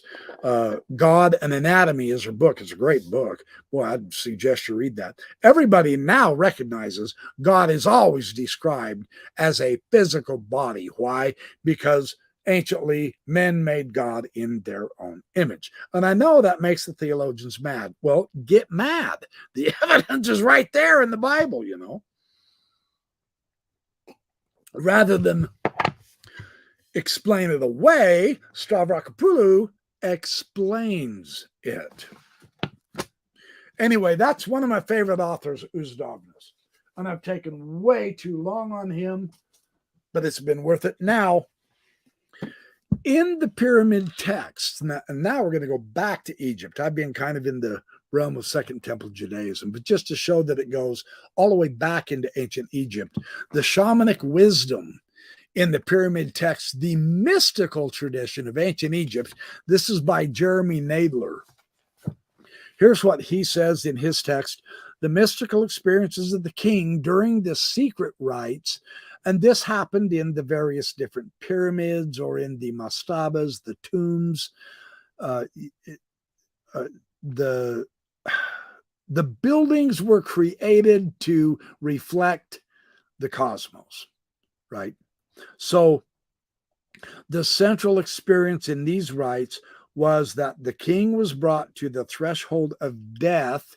And the reason he has to go there is because he's about to make a journey in the spirit world. Okay. So, and this is an experiential standpoint. It compares with the shamanic initiation rites, and it belongs to essentially the same mystical traditions that we find in the Eleusinian and in the later Hellenistic mysteries. We find it in the dialogues of Plato. We also find it in certain of the Hermetic dialogues. This thing is already influential enough that it spread far and wide in both space and time. But the pyramid texts are several thousand years before Christ. They were the first texts that were inscribed on the inside of the walls of the pyramid, like the Pyramid of Unas. Coffin texts, they began inscribing them on the inside of a coffin, but a coffin wasn't as big as a pyramid, so they had to abbreviate, as it were, what the pyramid texts were saying. And then, of course, we have the Book of the Dead, which is even a smaller version from the coffin texts, right? So the three main elements is the cosmic ascent. The first one, always the principal primary one, is the cosmic ascent. And this is an experience of elevation, ecstatic flight away from the earth and away from the physical realm. This is described in terms of the soul rising up through the heavens to the stars. In Plato's Phaedrus, the climactic mythic vision occurs, or the mystical vision occurs in the sphere of the fixed stars in the zodiac belt. And the Hermetic texts, those give a detailed account of the ascent to the planetary spheres. And this gives you the highest mystical experience because the planetary spheres are in the eternal cycle. They always exist. There isn't life and death in the eternal cycle, but it's out there. So that's where you got to go, Bubba. Grab a taxi and get going. It's going to cost you a boatload of dough. That's a lot of miles. The second part of this is the vision of the gods. It is in this heavenly region among the stars that the mystic has a direct vision of the gods. In Plato, the procession of the Olympians is described. In Apuleius, he is the key source for the Hellenistic mysteries of Isis, and she was an ancient Egyptian mother goddess. Right? Isis was the mother, sister, and wife of Osiris, the dying and resurrecting god of the Amduat. Well, in Apuleius's day, this is Greco-Roman culture. This is in the days of Jesus. The mysteries of Isis, the gods of both of the underworld and the upper world, are both encountered. So this is showing you that the rites deal with descent. You got to deconstruct and then ascend. In the Hermetic texts, again, and these are the Egyptian Greco writings in the Roman times of their own spiritual views, these celestial and spiritual beings become present to the initiate's heightened consciousness. And the third aspect is spiritual rebirth. So this most important experience of all. The mystic knows that he or she is actually a spiritual being, whatever that means, whatever that is, right? But not exclusively, because we also know that we are also merely a physical being. So this direct experience of one's spiritual aspect and one's immortal core is expressed in the language of rebirth. In other words, you're born, you live, you die. Cool, that's it. Not according to this doctrine. There is a rebirth theme, just like in the eternal cycle. So during the secret rites, a visionary encounter of the king and 12 gods seems to have taken place. The vision of the gods is frequently attested to. The important spiritual event of the king's rebirth is in the spirit realm. And the pyramid texts, far from being funerary texts alone, they were primarily concerned with the mystical experiences of the type similar to those that were living, like the living king. And during the secret rites, they can clearly be seen to belong to a genre of archetypal human experiences at the crossing point between this world and the spirit world. So that's one idea of the pyramid texts.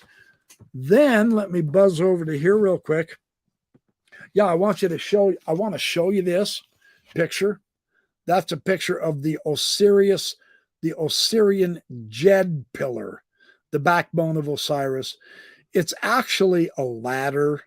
It could be used symbolically as the backbone for upright, strong, stalwart, etc. But as a ladder, of course, you can instantly think of the shamans who climbed the ladder to heaven. So that was the image of this.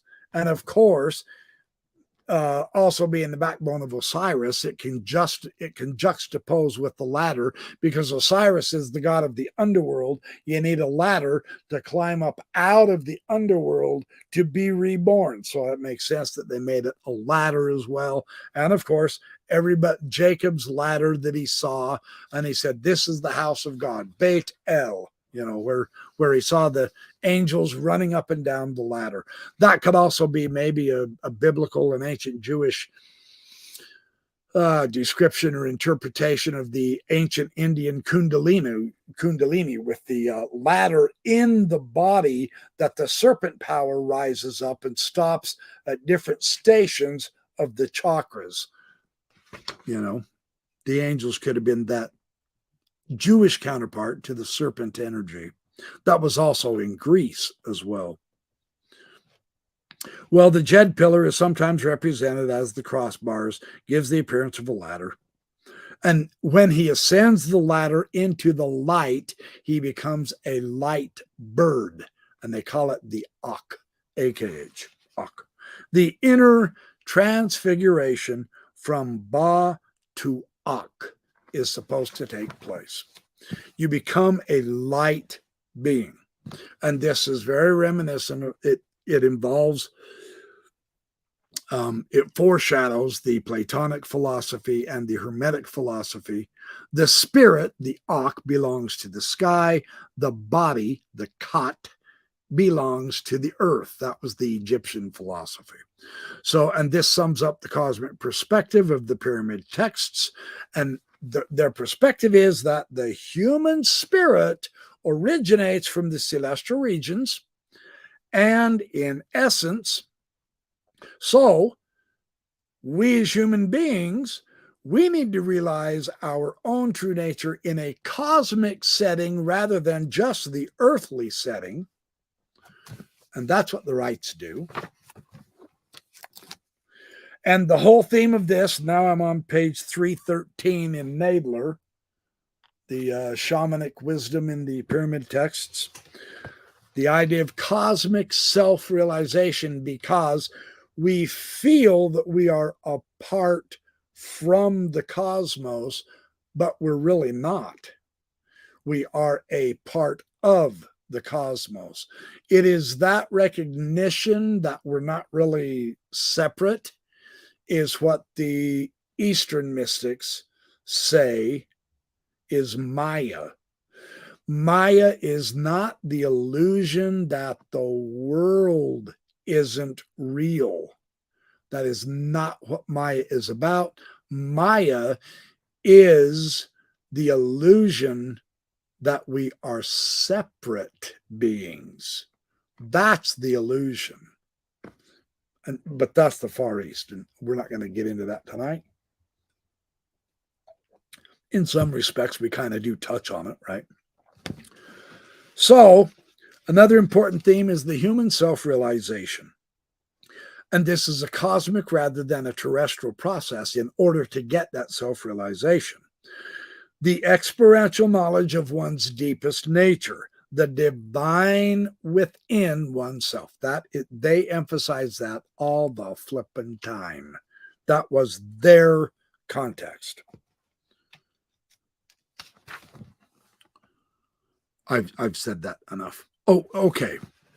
So the idea of rising up in the heavens, it abounds in the mystical literature of the world. Comparable to the many accounts within the shamanic tradition is the flight of the Mesopotamian king Etana. He flies up on the back of an eagle. He goes way up into the celestial heights, into the heavenly spheres. We also have Plato's description of the soul's levitation in the Phaedrus. He also mentions Paul's experience of being raised up to the third heaven. And that's what James Tabor and I will talk about when we're going to reschedule our meeting. That's in 2 Corinthians, the ecstatic being raised in the third heaven, and the ecstatic hermetic discourse of the 8th and the 9th. This is also Muhammad's mirage, the night journey through the heavenly spheres. So anyway, it's a movement away from the sphere of earth toward the sphere of the eternal. That's the idea. And they always use the sphere because, of course, you can't find a proper beginning point or end point to a sphere. It's eternal, right? The circle, the circular idea. So anyway, that's the pyramid texts. Oh, Marcia Himmelfarb wrote a great book, Ascent to Heaven in Jewish and Christian Apocalypses. Her information is already in this book of Third Enoch, the Hebrew Enoch, translated by Hugo Odeberg. And this is also, now Enoch we're in the Second Temple Judaism. That seems to be the big time, the important rise of a supposed greater spirituality in the world in that era and time and place. So here's what Odeberg says on page 51. Enoch's translation in spirit into the heaven of heavens near the house which contains the throne of glory was interpreted as referring to the definite elevation of Enoch. So this is supported by the fact that the Enoch Metatron portions of Third Enoch show particularly dependence on these chapters in the manner of expression and general terms describing Enoch's elevation. Why this is important is because The transformation of Enoch into a high celestial being is clearly enunciated in 2nd Enoch. And this was big for the ancient Jews. The rabbis later did not like the book of Enoch. This is pre-rabbinic Enoch. I had Trevin Hatch on a week ago Sunday, and he talked about the origin of the Pharisees, the Phariseoi, and they go back to about 150 BC, etc. Enoch's in that era. This was pre-rabbinic, and of course the rabbis rose from the Pharisees after the Romans wiped out the temple. So it's all connected, but that's the time era back there that we're at here. This is when these themes began to arise. Man is the bearer of the divine spark, and it's in here. So his being here in this world, we're in a low state. We are called a mere youth or child. Now, this is interesting. It's our low state. I wonder if that's why the scripture always has, well, children of God. Kind of interesting that, huh? You know, I don't want to be a child my whole life. But in this respect, that means I have to have my ascent, because while you stay here below, you're just like a child. There's your incentive to have your own ascent, isn't it? So, the great powers and principalities of the celestial world, and yet in his highest aspirations, by force of his being such a bearer of the divine, reaching above all the powers to the presence of the divine glory. This is the theme. With this kind of salvation mystery, the man, the one who as the essence of all human spirits, the first and the beginning of all human life, in himself brings about man's attainment of his spiritual home. Now, doggone it, if that doesn't sound just like the Logos I talked about last night in John 1 through 18. Isn't that interesting? So, the connection with this wisdom mystery, the man / celestial being, possessing the secrets and mysteries and revealing them. It's a constant coming and going of knowledge. Yeah, we get all that. Okay. So, after having been installed as a ruler over the angels, Metatron, who was Enoch was called Metatron. Then Metatron was called the little Yahweh. In other words, he was higher than the angels. He was given a throne in heaven. And this sparked the great, huge, big controversy in early Christianity. Segal, what's his name? Anyway, Segal points out the two powers of heaven. It was a huge rabbinic controversy. Metatron becomes Yahweh, just Yahweh Jr. Kind of fascinating. And the reason why is because he had the divine glory, the doxon of the Logos in John. Metatron himself acquired the divine glory himself, and that gave him the power, this glory. So Metatron announces himself to Moses, and he says, I'm Enoch. And then he takes Moses in the ascension of Moses, and he takes Moses through the heavens. So there's that. And then this Metatron in the text called the Sword of Moses, it's emphasized as the knower, the guardian and revealer of the secrets. He's the prince of the world, with cosmic power. He's called the Prince of the Present. I mean, all these famous titles, the Prince of the Throne, the Merkava angels, and lastly, as the bearer of the Shekinah. So, I mean, he gets all these grand titles. Metatron represents, so here's the metaphor. This is why I wanted to bring up this Metatron idea. To the Jews in Jesus' day, this was gigantic. Jesus is a type of a Metatron. Ooh, I hope I don't get yelled at for that, but seriously, because let's listen to what the Metatron represents. It's the pilgrimage of the Spirit, the descent of the Spirit, and then the ascent of the Spirit. Metatron's identity with Enoch symbolizes the descent of the Spirit into earthly life, into the existence as a terrestrial man, and then as the ascent of the terrestrial man into a celestial being.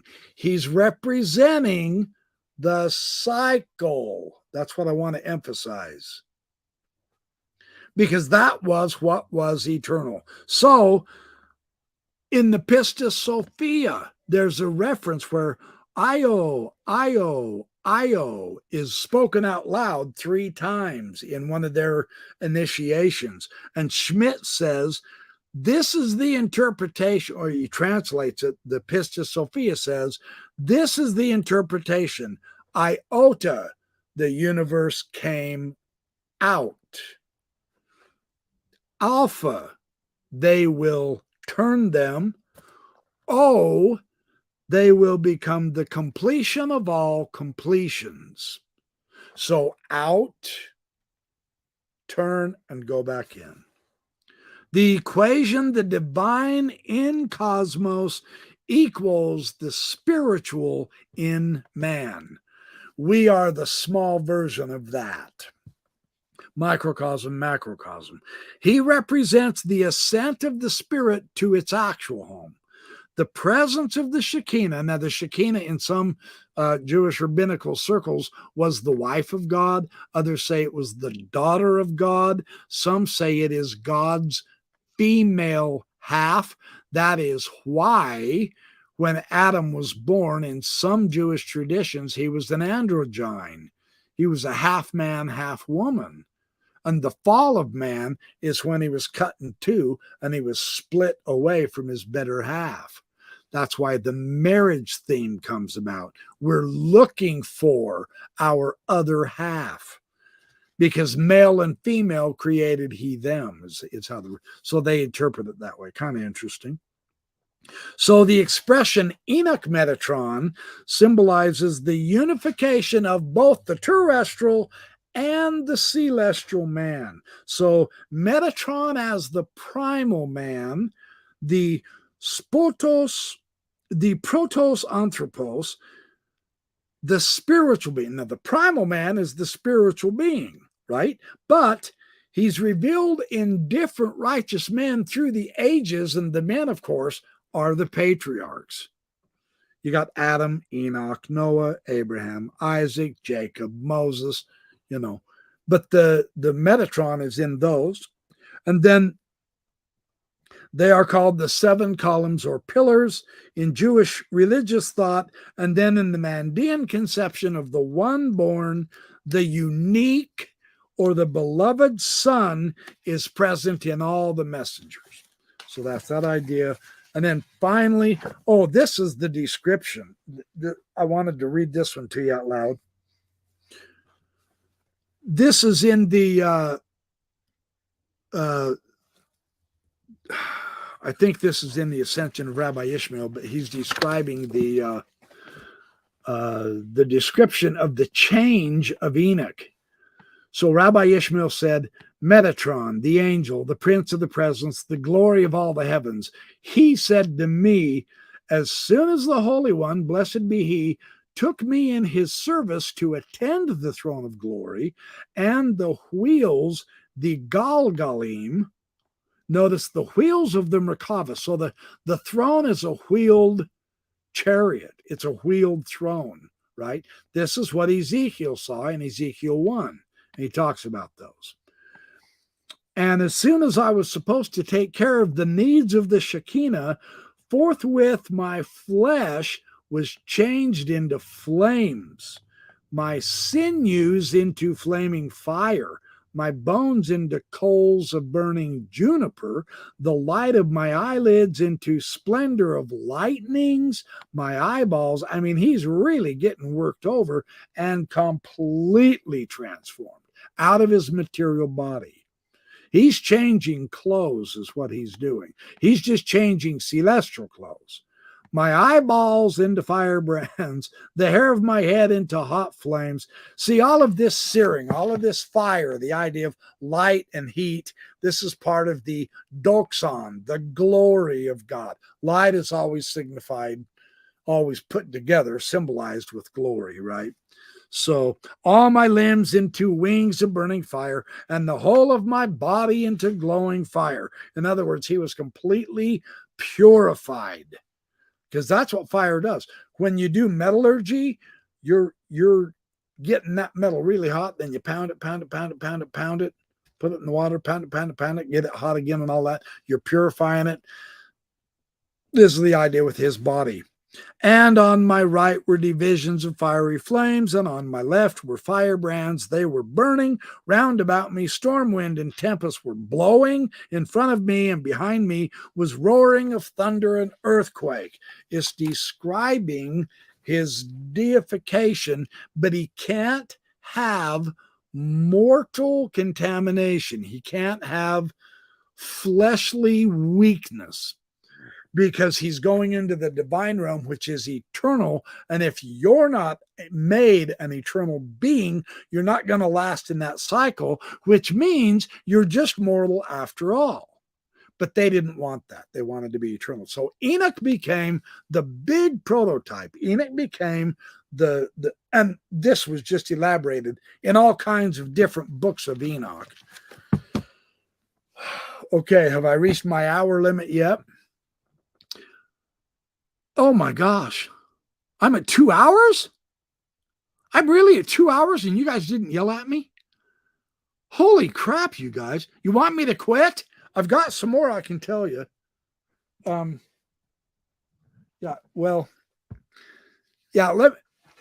do it this way. Leonore Lee, I can't remember if it's in her Universal Kabbalah. I think it's in her Secret Doctrine of the Kabbalah. Let me look this up real quick. This is really good crap. I mean, if you like this kind of stuff. Yeah, this is it. It's in the Secret Doctrine. This is one of the great books on the Kabbalah. Recovering the Key to Hebraic Sacred Science, Leonore Lee. She describes the idea of Enoch. She describes the spiritual laws and powers that Elijah had to obey. Now, there's another one, the ascent of Elijah. Up in what? The whirlwind. The pillar of fire. He disappeared in his what? His chariot, his throne, right? So you have Elisha, you have Ezekiel's chariots. The chariot has 4 levels in Jewish Kabbalistic mysticism. Melchizedek in the Dead Sea Scrolls in 11Q, Melchizedek is one of these heavenly beings who is elevated and turning around and teaching the people. 34, 35, 36. Oh, here we go. Yeah, that's just the 4 levels, and it's the kavod of God. He saw the glory and all that. Seated on a throne, the appearance of a man. This appearance of a man, he's called the Son of Man. You remember that? And interestingly, both Ezekiel and Enoch have this Son of Man concept, and Jesus was called Son of Man in the New Testament. Some of the biblical scholarship say he was basically invented. I don't think so. I think the concept is trying to get a spiritual idea across, and here's that idea. Enoch is called the Son of Man. He ascends to the throne. The angels get really mad. I mean, they bring out their instruments of death, and they're gonna strike Enoch. They said, "Mortal, how dare you? Get out!" They are just furious that Enoch dared walk into the throne room. It was a huge battle, and Yahweh stopped him. And he said, "Come forward, Enoch." And Enoch didn't dare. So he was basically escorted. And that was when I just read that description from Odeberg on Third Enoch. That's when Enoch was transformed, right? Well, he saw one like a son of man on the throne, and the mystic secret is that was his archetypal self. Now, this is big stuff. This is really interesting. He didn't see God. That's not what he saw. And of course, the rabbis, they no, we don't want to go here. Drop this noise. That's why the book of Enoch has such a tough time coming up to the medieval ages. But it did come through. It came through because in the trades, on the trade routes and all that, it went over into Russia, and they preserved it in the Slavonic language. We've got some of those translations. Andrei Orlov, my good friend, fabulous Enoch scholar, he has done a boatload of work on the Slavonic Enoch. I got to get hold of him again. So it's not about a direct vision of the glory of God and seeing your creator. It's about seeing the Son of Man in his glory on the throne as an immortal, eternal being. And then you get looking. And in my case, I'm going to say, Carrie? Because it's going to be me, just the celestial me. So the idea Jesus is saying, praying in John 17, the one chapter where it's got all the pronouns. I pray, Father, that I may be one in you and you may be one in me. I also pray for my disciples that they may be one with you and you one in them, and them one in me as I am in you, and them one in you as they are with me, I am with them. I mean, it goes on and on. The theme, the idea that may be hinted at there is a mystical concept of his celestial self is already the eternal part in the eternal circuit. And when you get there and you join with the eternal, then you got it.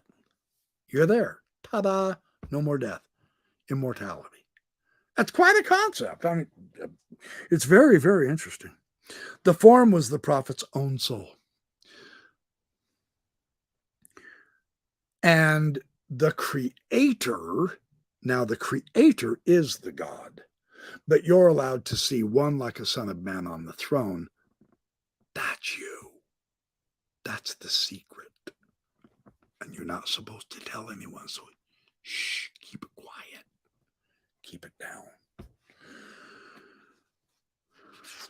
It's in the book of Ezekiel. It's in the book of Daniel. It's his own higher self. You are the Son of Man, the Yahweh tells Enoch, who was born to righteousness. And so the exalted object of his vision is his own higher self. This is Leet on page 39. The higher self may again have existed from the higher self existed from the beginning as his exclusive spiritual guide to his soul. So do we have a guardian angel? Guess who that is? Ooh, light bulb moment. Whoa, maybe you better listen to that still small voice. It's you talking to yourself. It's the higher you who knows, hey, you dumbass, if you do that, you're going to have real consequences. Don't do that. Maybe we ought to humble ourselves a little bit here and start listening a little more. You know, the concept of inspiration, don't you? Inspiration means God breathed. God breathes in you, inspiration. The breath is coming in to you to inspire you. Well, if the heavenly you can inspire you and breathe in you and you can become one, then you're in the celestial circuit, right? And I know I say this a lot, and I am honestly not trying to make any I'm not trying to make any Mormon upset. Really seriously, I'm not trying to be a snot nose here. I'm not trying to be rude, but there is no church mentioned in this kind of stuff. It's not about which church is true. That's all just peripheral nonsense. It's noise. Luke had it right. Luke 17:21. The kingdom of God is within you. And the Gnostics, of course. And see, the literalists, the Christians, they hate this part of the Gnosticism that came out of the Nag Hammadi from Egypt in the 1940s. They've translated this Gospel of Valentinus, and you've got the Discourse on the 8th and 9th, and all these different wild, crazy books that don't sound anything like the four Gospels because they literalized the history, right? They were more interested in the historical rather than the spiritual. And the Gnostics themselves said, well, you have a divine spark. Well, that's the Jewish mystical point of view. Okay, you've got a divine spark. That comes from Isaac Luria, the Ari, his idea of the Zimtzum, the contraction of God at the creation. And then it broke the vessels. They couldn't stand it. Those vessels were divine, and each one of those parts, a part of them came into each one of us as a piece of the divine, right? Well, the piece of the divine could still very well already be on a throne in heaven trying to help us out here. We are separate at this point, but maybe the idea of becoming one is to get back there and reunite. Then you can travel all over the cosmos. Who knows what you could do, but you would be divine. That's the principle that this is talking about. So anyway, the divination of man as that son who is to sit on the throne of glory. And this is a symbolic, nothing would bore us to death more than sitting on a throne for eternity. That's not what this is saying. That's not what it means. Don't literalize the spiritual, for crying out loud. You're just going to blow it. Don't do that. It's a symbol, okay? It endows you with a divine character. That's the point of the symbol, right? They have a communal soul root. And so it is knowledge of hidden things. Know yourself, the Greek says. Know thyself. Based on what we're learning here, who is that? Is it me here? Or is it me there? And what would happen if you got to know yourself? That one. Kind of interesting. So even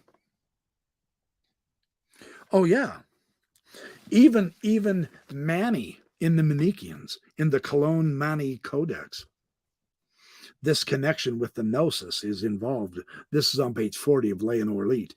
On the one hand, there's no doubt that the Manichaean myth described a gnostic experience, namely the encounter with the self. The Codex tells how the twin revealed himself to Mani at the age of 25. I recognized him, and I understood that he was myself, from whom I had been separated. Now you have Thomas the Twin in the New Testament. Kind of interesting. The concept of twins itself has a really mystical, interesting import, even though it is literally physical also here on earth. Every one of us have known a twin or so. The Christianity that Mani accepted was precisely that esoteric form derived from Ezekiel, because Ezekiel also saw the Son of Man. The book of Enoch would say that Ezekiel saw himself as that Son of Man. Is that the meaning of Son of Man after all? Kind of interesting. Did Jesus have a heavenly twin up there? John, in the prologue to the gospel, equated the Logos with Jesus after he did all that great exposition of just what this thing is. Where did it come from and what does it mean? You got to read the Greek to get to that.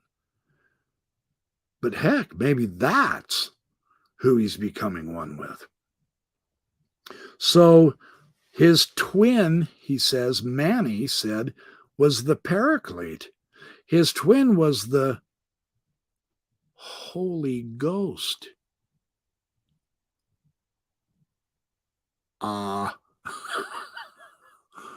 What if all of our twins are a Holy Ghost? Because it can't be an embodied being, it's your archetypal self. Is that the concept of Holy Ghost that Christianity has literalized?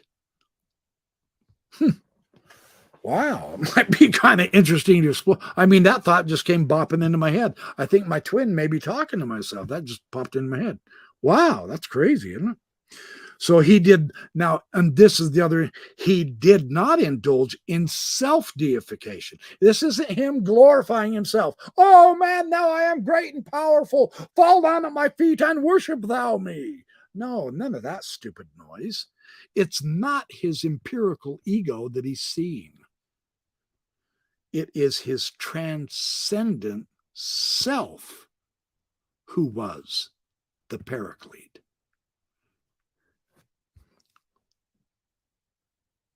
Man, wow, could that be what the Holy Ghost is? I'm going to have to do some stuff. I'm going to have to do some studying on that. And she also says the Jewish Christians were entirely convinced that the Holy Spirit was a feminine hypostasis. Yeah, we knew that. I'm working on some videos on the Heavenly Mother for the essay. The Heavenly Mother essays that me and Mormonish are doing on Mother's Day, so you don't want to miss that. But I'll be talking about that feminine spirit. So he encounters himself. This presupposes and spiritualizes the symbolism of anointment, rebirth, and the mysterium conjunctionis of Jewish Christian baptism. When you're baptized, you're buried and you come up fresh and new. Is the water the veil between you and your higher self? You're buried, you're descending. Oh my gosh, you guys. Wait, I just got another idea. In baptism, you're descending under the water and you're cut off from the air. Now you're in the heavy element underneath, separated by the veil of the water. And then you come forth through the veil up into the lighter element. And you are what? You are renewed. You're clean. You're a fresh new person. Wow, could that be the symbolism of the Son of... Wow. I'm going to have to think about that too. Holy shish kebab, that's awesome. And then she says we should not dismiss the possibility of a continuous flow of specific ideas from the Qumran sect, thought to be the Essenes, to the Merkava mystics and the rabbinic circles in the case of the She'ur Koma, and that is the heavenly man. That's the giant heavenly atom Kadmon, the Shemur Koma, as well as in other fields. In other words, it's all connected spiritually. It is Judaism that had the temporal priority and the fully developed tradition of esoteric knowledge. Amazingly enough, this was based on Orphism, and that has some absolutely amazing symbols and stories. And so anyway, yeah, that's Leonore Leet. Sorry, I got to quit. Yeah, it's 2.5 hours. I'm giving you guys too much long, deep dives. You're going to get bored to death with me and quit watching. So, okay, if there are no questions, okay, yeah, I got to go. I've got to let you guys go. Thank you for hanging in there with me. I appreciate it. This has been a lot of fun. I can't help it. I love these deep dives. I've given you quite a bit of background so that James Tabor's presentation, when we get rescheduled, is going to be really very interesting. You won't want to miss that. That'll be quite fun. So, okie doke. Thank you for all your support. Appreciate all your love and your sensitivity. Appreciate everybody who came tonight. I couldn't recognize all of you. Oh, Rebecca Biblioteca, you're here. Lonnie Hansen, you're here. Fantastic. Forden Gamsey. Okay, hold on. I'm going to have to say hi to you guys.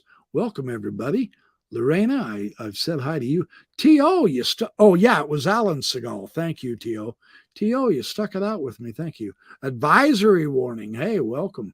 I've been giving us advisory warnings, huh? And then good old Vega Dog. I love Vega Dog. Caden Sedona, welcome. Goonie. I love Goonie, too. He's awesome. Corey Hansen, or Larson. I apologize. I took my glasses off because I can't see, and without my glasses, I can't read. I mean, it sucks to get old. So anyway, all right, I love all you guys. I appreciate you. I appreciate all your support. I will return with more Backyard Professor discussion, deep dives. I'm going to do some response videos that are much, much shorter as well. I'm trying to give everybody a variety. I try to do short stuff. I try to do some medium length stuff.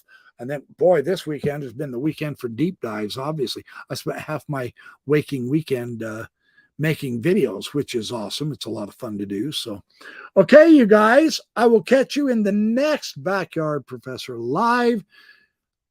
Don't forget to subscribe. Get the button that tells you when I get a new video up, and keep up with me. I'm on a full dead sprint, and we are having a ball learning about all kinds of enjoyable topics. So I will catch you all soon. Be good to all, have fun, and go to bed early.